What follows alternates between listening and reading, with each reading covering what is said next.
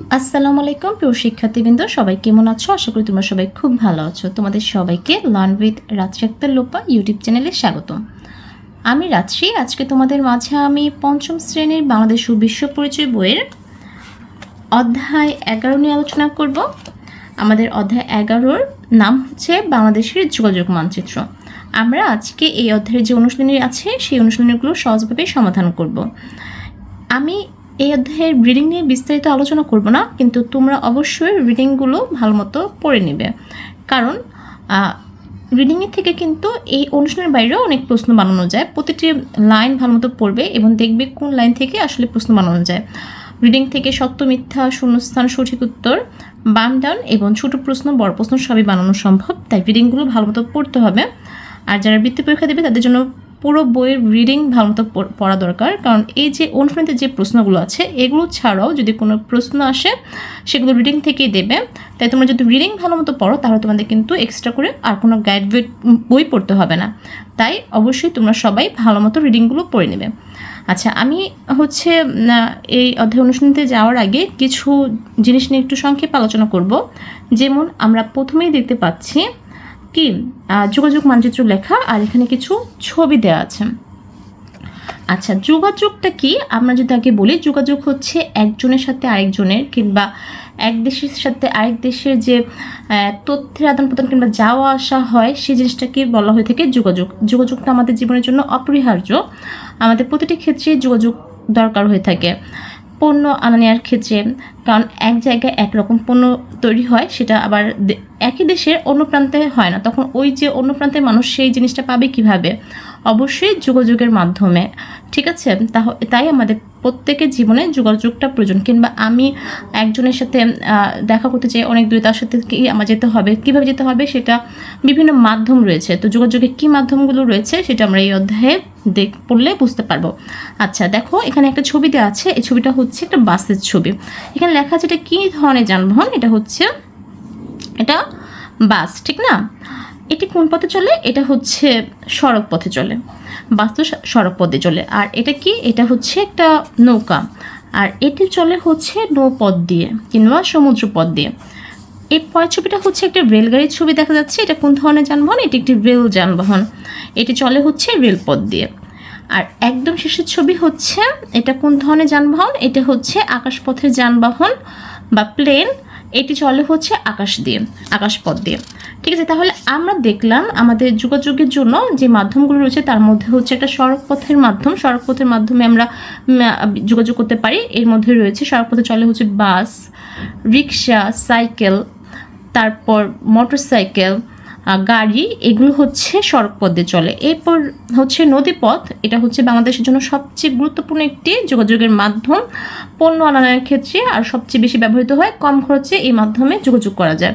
তাহলে এই যে নদীপথে চলে হচ্ছে নৌকা, তারপর আর কি চলে? স্টিমার চলে, লঞ্চ চলে, এগুলো হচ্ছে নদীপথ দিয়ে চলে। তারপর এটা হচ্ছে রেলগাড়ি, যেটা হচ্ছে রেল লাইন দিয়ে চলে। আর এক দেশ থেকে আরেক দেশে কিংবা খুব দ্রুত যোগাযোগের জন্য দ্রুত যেতে হবে, সেটা শুধু দেশের অভ্যন্তরে হলো এই যে এই প্লেনের মাধ্যমে কিংবা হেলিকপ্টারের মাধ্যমে যাওয়া যায়, আকাশপথে চলে। তাহলে আমাদের যোগাযোগের সবচেয়ে গুরুত্বপূর্ণ যে মাধ্যমগুলো রয়েছে সেগুলো হচ্ছে চারটি: সড়কপথ, নদীপথ, রেলপথ এবং আকাশপথ। এই চারটি জায়গায় হচ্ছে চারটি দিক দিয়ে আমরা যোগাযোগ করতে পারি খুব সহজে। তারপর পরের পৃষ্ঠাতে কিন্তু কিছু মানচিত্র দেওয়া আছে। এটা হচ্ছে সড়ক যোগাযোগ, কীভাবে মানে সড়ক পথে যোগাযোগের যে যাওয়া যায় ঢাকা থেকে ধরো ময়মনসিংহ, রাজশাহী, রংপুর, এই যে প্রত্যেকটা বিভাগে আমরা সড়ক পথ দিয়ে কি যাতায়াত করতে পারি। ঠিক আছে, তারপর হচ্ছে এটা হচ্ছে বাংলাদেশের নদীবন্দর নদীপথ। এই যে বাংলাদেশে এখানে যে দেওয়া আছে এগুলো হচ্ছে নদীবন্দরগুলো।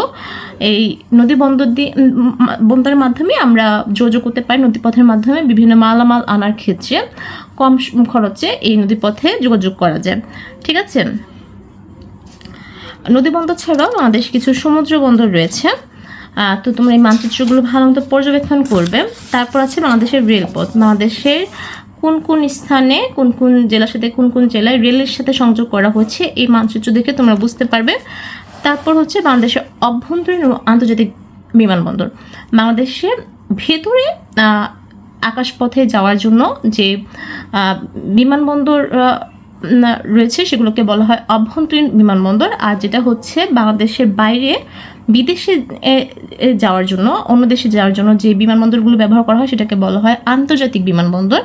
তো বাংলাদেশে এরকম আন্তর্জাতিক বিমানবন্দর রয়েছে 3টি এবং অভ্যন্তরীণ কিছু আরও অনেকগুলো বিমানবন্দর রয়েছে। এটা হচ্ছে আকাশপথে যোগাযোগ ব্যবস্থায়। তারপর হচ্ছে এখানে কিছু ইনফরমেশন দেওয়া আছে, রিডিংগুলো ভালো মতো পড়ে নেবে, তাহলে অনেক কিছু জানতে পারবে বাংলাদেশের যোগাযোগ ব্যবস্থা সম্পর্কে।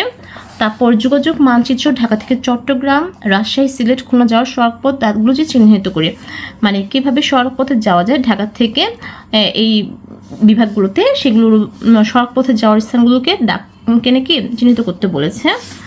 তারপরে হচ্ছে আমাদের যোগাযোগ মানচিত্রের ব্যবহার ও জিপিএসের ধারণা। আচ্ছা, আমরা অনেকেই কিন্তু জিপিএস সম্পর্কে জানি। জিপিএসটা কি? জিপিএসের মাধ্যমে কোনো অবস্থান খুব সহজে নির্ণয় করা যায়।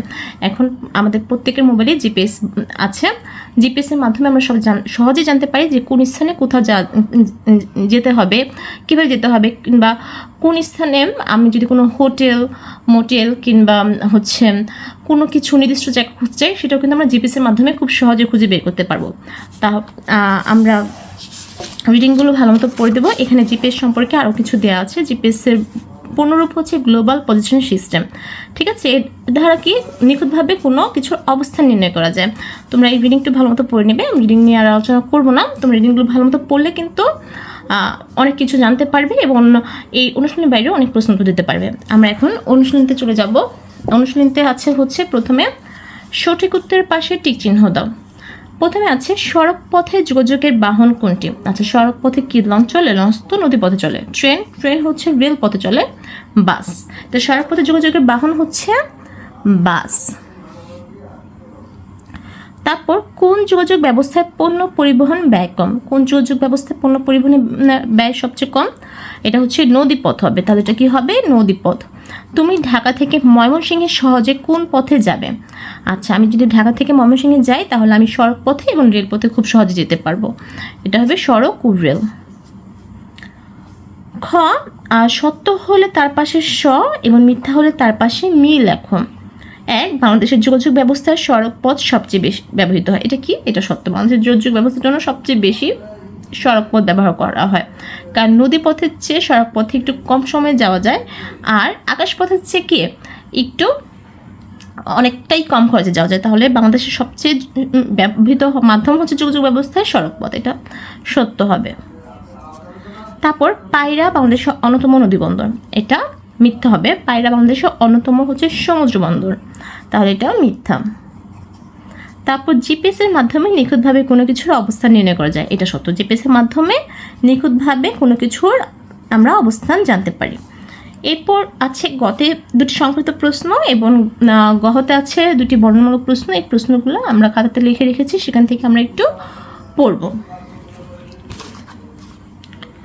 দেখো, গতে আছে বাংলাদেশের সাধারণত কি কি ধরনের যোগাযোগ ব্যবস্থা আছে? উত্তর হবে বাংলাদেশের সাধারণত 4 ধরনের যোগাযোগ ব্যবস্থা আছে, যথা 1 সড়কপথ, 2 রেলপথ, 3 জলপথ, জলপথের মধ্যে আছে আবার নদী ও সমুদ্রপথ, এবং 4 আকাশপথ। এরপর আমাদের যদি বলি 2 নম্বর প্রশ্ন হচ্ছে বাংলাদেশের অভ্যন্তরীণ ও আন্তর্জাতিক বিমানবন্দরের 3টি করে নাম লেখো। উত্তর হবে 3টি অভ্যন্তরীণ বিমানবন্দর: যশোর বিমানবন্দর, সৈয়দপুর বিমানবন্দর, 3 কক্সবাজার বিমানবন্দর। এগুলো হচ্ছে দেশের অভ্যন্তরে আকাশপথে যাওয়ার বিমানবন্দরগুলো। এরপর আছে 3টি আন্তর্জাতিক বিমানবন্দর হলো 1 শাহজালাল আন্তর্জাতিক বিমানবন্দর, যা ঢাকাতে অবস্থিত, 2 শাহ আমানত আন্তর্জাতিক বিমানবন্দর চট্টগ্রাম, এবং 3 উসমানী আন্তর্জাতিক বিমানবন্দর সিলেট। আমরা বর্ণনামূলক প্রশ্নে যাব। বর্ণনামূলক প্রশ্নে 1 নম্বর হচ্ছে বাংলাদেশের বিভিন্ন যোগাযোগ ব্যবস্থার গুরুত্ব বর্ণনা করো। উত্তর হবে বাংলাদেশের সামাজিক ও অর্থনৈতিক উন্নয়নে বিভিন্ন যোগাযোগ ব্যবস্থার গুরুত্ব অপরিসীম। নিচে বাংলাদেশের বিভিন্ন যোগাযোগ ব্যবস্থার গুরুত্ব দেওয়া হলো।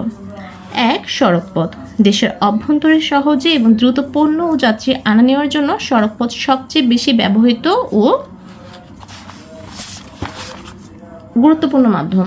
2 রেলপথ, দূরের যাত্রী এবং ভারী পণ্য অত্যন্ত নিরাপদে এবং তুলনামূলক কম খরচে বহনের জন্য রেলপথ অত্যন্ত নির্ভরযোগ্য। জলপথ, নদীমাতৃক বাংলাদেশের সবচেয়ে কম খরচে ভারী মালামাল বা ব্যবসা বাণিজ্যের পণ্য পরিবহনে জলপথ প্রধান ভূমিকা পালন করে। 4 হচ্ছে আকাশপথ, জরুরি যোগাযোগ ও অত্যন্ত দ্রুত যাতায়াতের জন্য এটি সেরা মাধ্যম। বহির্বিশ্বের সাথে যোগাযোগের মূল মাধ্যম হলো আকাশপথ। এরপর আমাদের 2 নম্বর প্রশ্ন হচ্ছে জিপিএস এর ব্যবহার লেখো। উত্তর হবে জিপিএস এর প্রধান ব্যবহারগুলো নিচে দেওয়া হলো। অবস্থান জানা, পৃথিবীর যে কোনো প্রান্তে কোনো ব্যক্তি বা বস্তুর নিখুঁত অবস্থান শনাক্ত করতে এটি ব্যবহৃত হয়। পথ চেনা, গাড়ি, জাহাজ বা বিমান চালকদের সঠিক দিক এবং রাস্তা খুঁজে পেতে এটি সাহায্য করে। যানবাহন ট্র্যাকিং, যে কোনো গাড়ি বা স্মার্টফোনের লাইভ লোকেশন ট্র্যাক করে চুরি বা হারিয়ে যাওয়া রোধ করা যায়। উদ্ধার কাজ, দুর্যোগের সময় নিখুঁত মানুষের অবস্থান দ্রুত খুঁজে বের করতে ব্যবহৃত হয়। তাহলে আমরা জিপিএস এর কিছু ব্যবহার জানলাম। আমাদের যে আজকের ক্লাসটি বাংলাদেশের যোগাযোগ মানচিত্র, এই ক্লাসটি আমরা এই পর্যন্তই করলাম। আমরা অনুশীলন সমাধানগুলো করলাম। তোমাদের কেমন লেগেছে অবশ্যই আমাকে কমেন্টস করে জানাবে। ভালো লাগলে বন্ধুদের সাথে শেয়ার করবে। আর যদি আমার চ্যানেল নতুন হয়ে থাকো তাহলে সাবস্ক্রাইব করতে ভুলবে না। সবাই ভালো থাকো, সুস্থ থাকো। আল্লাহ হাফেজ।